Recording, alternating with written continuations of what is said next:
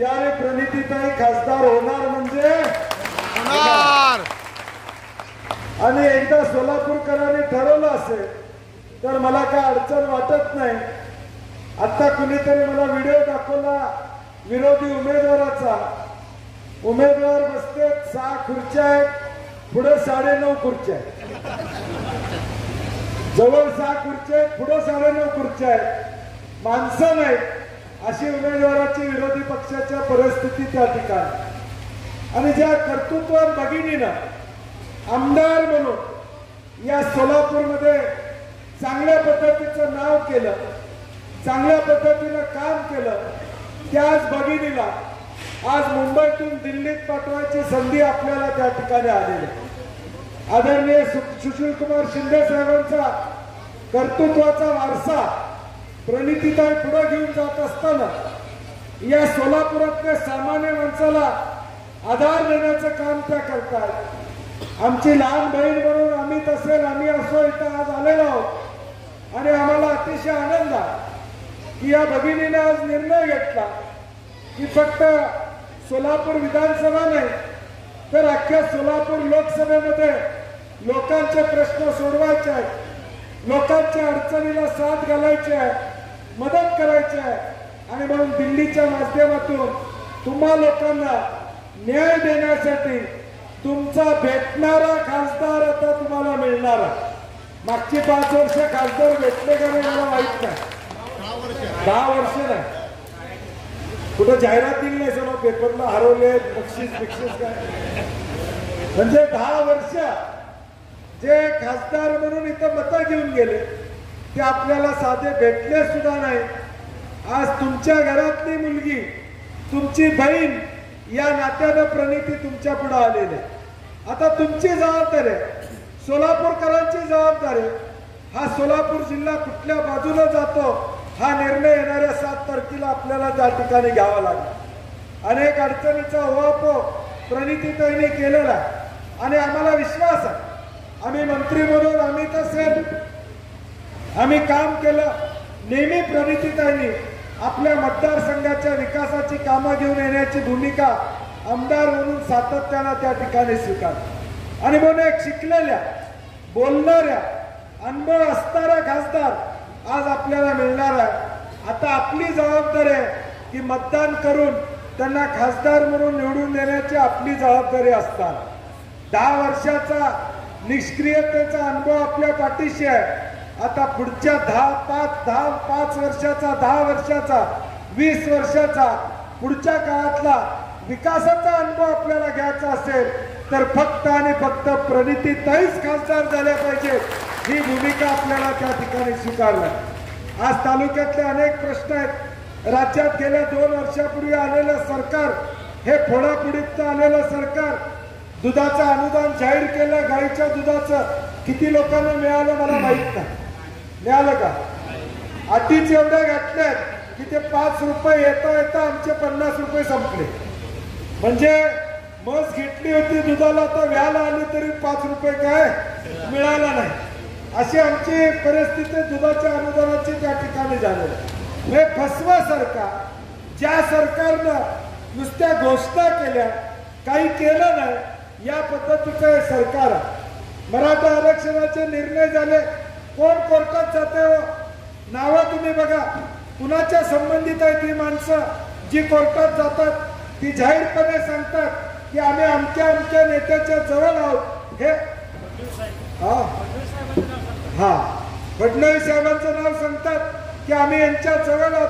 तीच माणसं कोर्टात जातात. हे आरक्षण थांबवायचं काम त्या ठिकाणी करतात.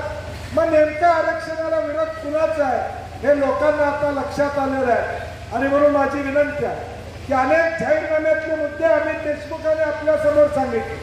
विशेष करून महिलांना, गरीब महिलांना महिन्याला 8,500 म्हणजे वर्षाला 1 लाख रुपये काँग्रेसची सत्ता आल्यावर तुमच्या अकाउंटवर डायरेक्ट त्या ठिकाणी मिळणार.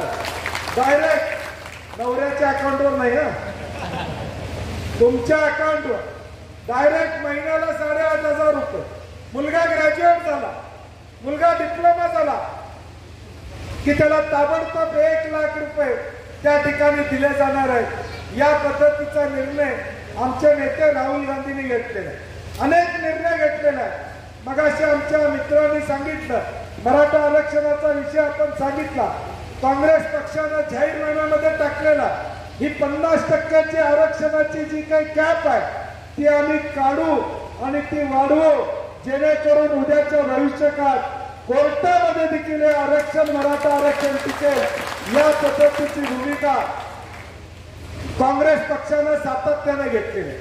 मराठा आरक्षणाचा विषय 2014 साली पृथ्वीराज चव्हाण साहेब या काँग्रेसचे मुख्यमंत्री होते, त्या काळामध्ये आम्ही घेतला. पुढे कोर्टात कोण गेलं, त्याला स्थगिती कुणी आणली, हे उद्या महाराष्ट्रानं त्या ठिकाणी पाहिलेलं आहे. आणि म्हणून ज्या लोकांच्या मनामध्ये इच्छा नाही ती माणसं आज मतं मागण्याचा प्रयत्न करत असतील तर खऱ्या छत्रपती शिवाजी महाराजांच्या विचाराचा हा बाळा बलुतेदार आहे. छत्रपती शिवाजी महाराजांना मानणारा मराठा समाज आहे. आता तलवार नाही काढली तर परत काढायला मिळणार नाही. आला त्यावेळी या ठिकाणी वार केला तरच ही संधी आपल्याला साधता येणार आहे.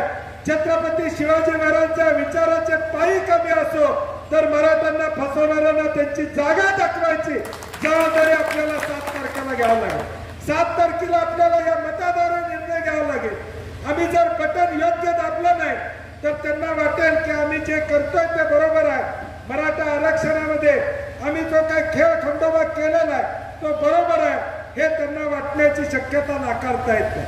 आणि म्हणून माझी तुम्हा सगळ्यांना विनंती आहे, ज्या लोकांनी मराठा आरक्षणाला विरोध केला, समाजामध्ये तेढ आणण्याचं काम ज्या लोकांनी केलं त्यांना त्यांची जागा दाखवून देण्याचं काम येणाऱ्या 7 तारखेला आपल्याला करावं लागेल. आज काँग्रेसच्या वतीनं प्रणितीताई आपल्या भगिनी या ठिकाणी उभ्या आहेत. विशेष करून महिलांचं मतदान 90% व्हायला पाहिजे.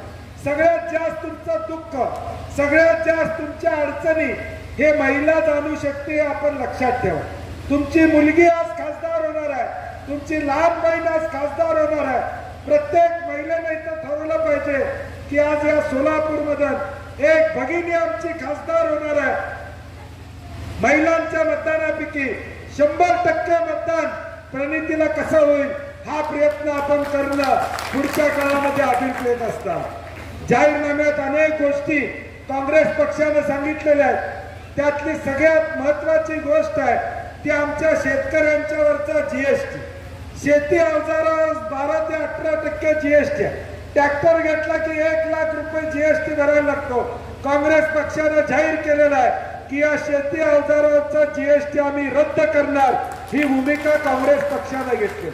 MSP प्रमाणे भाव द्यायची भूमिका काँग्रेस पक्षाने स्वीकारलेली आहे. हे सगळं जर आमच्या पदरात पाडून घ्यायचं असेल, आलेलं जेवणाचं ताट आम्हाला जेवायचं असेल तर योग्य निर्णय घेणं ही आमची जबाबदारी या ठिकाणी असणार आहे. आणि मला खात्री आहे की येणाऱ्या 7 तारखेला आपण दुसरा कुठलाही विचार करणार नाही.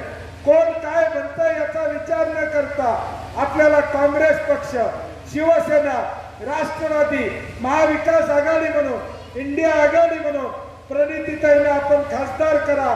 तुमचं कुठलंही काम त्या मागे ठेवणार नाही हा विश्वास मी आणि अमित देशमुख देतो आणि आपल्याला मनापासून शुभेच्छा देतो. जय हिंद, जय महाराष्ट्र.